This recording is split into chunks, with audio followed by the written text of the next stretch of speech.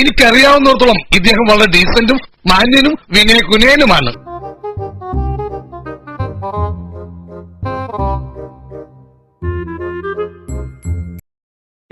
തീരുമ്പ പണിതരാൻ ഞാനെന്താ കുപ്പിന്ന് വന്ന ഭൂത?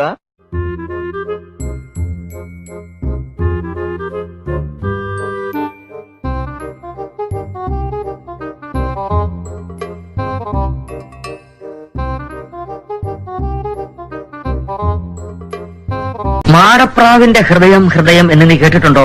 എങ്കിൽ അത് ഈ മനുഷ്യന്റെ ഹൃദയമാണ്.